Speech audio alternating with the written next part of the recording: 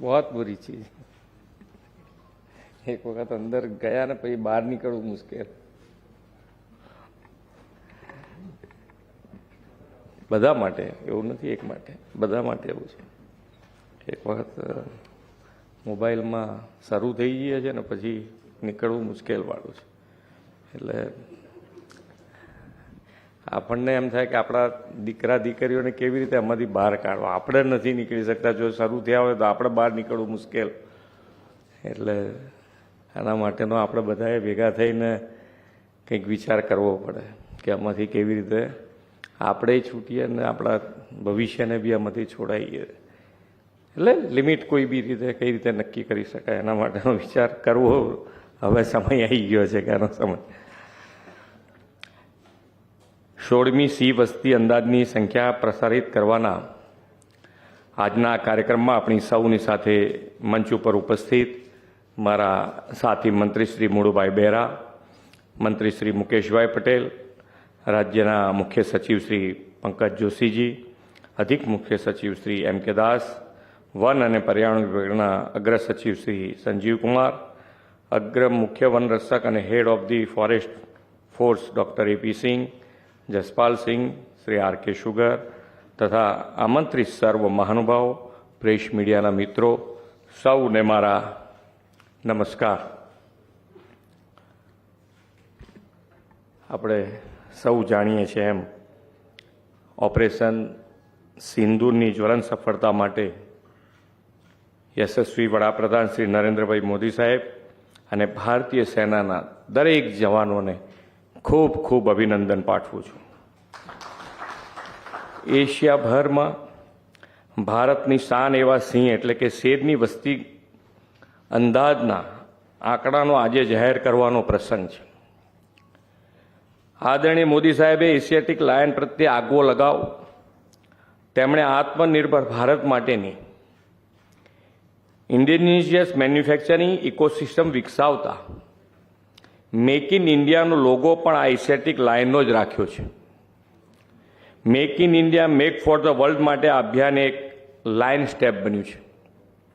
સિંહ સંવર્ધનના અનેક સફળ પ્રયાસો વડાપ્રધાનશ્રીના દિશા દર્શનમાં થયા છે। ગીરના સિંહો એશિયાની અલભ્ય વન્ય પ્રાણી સૃષ્ટિ અને જૈવિક સંસ્કૃતિ છે।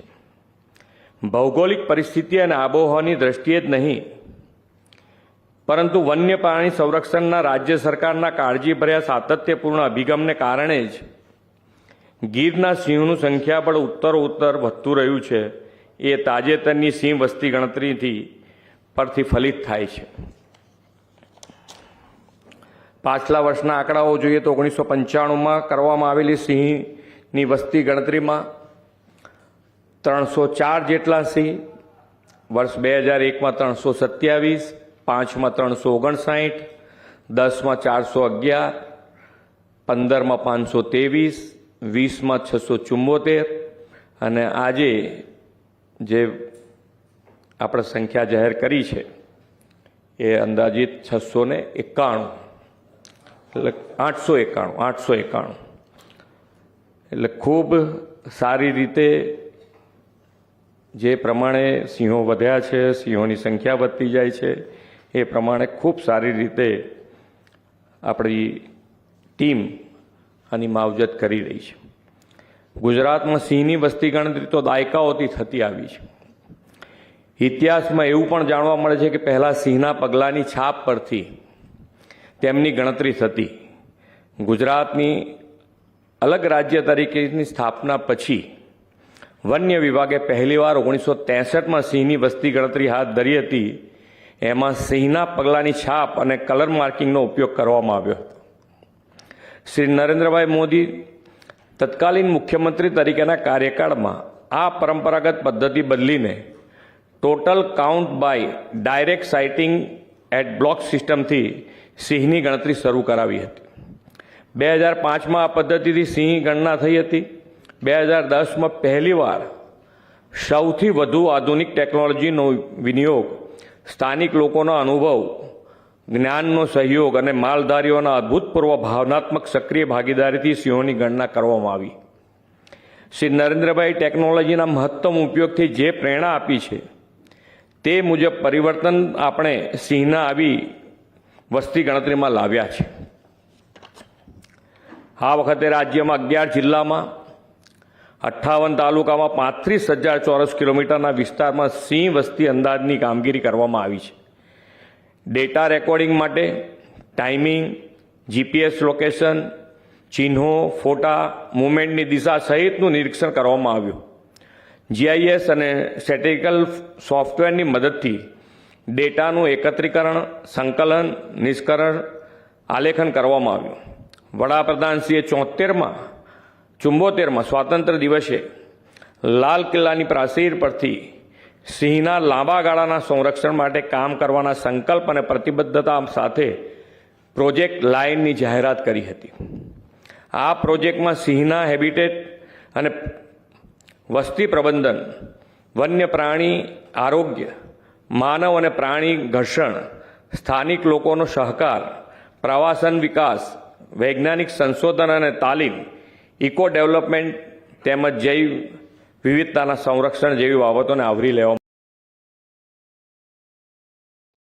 47 વિઝન ફોર ધ અમૃતકાળ શીર્ષક સાથે પ્રોજેક્ટ લાયન દસ્તાવેજ જાહેર કરવામાં આવ્યો છે.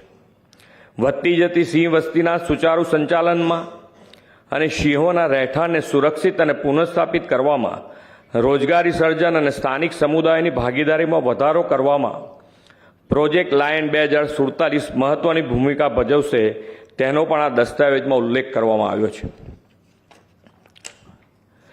આદરણીય વડાપ્રધાનશ્રીએ સિંહના સંવર્ધનમાં જનભાગીદારીને મહત્વનું પાસું ગણાવ્યું છે. આપણે પણ ગીર પ્રદેશમાં સિંહ અને માનવ વસ્તીના સહઅસ્તિત્વના અસંખ્ય ઉદાહરણો જોયા છે.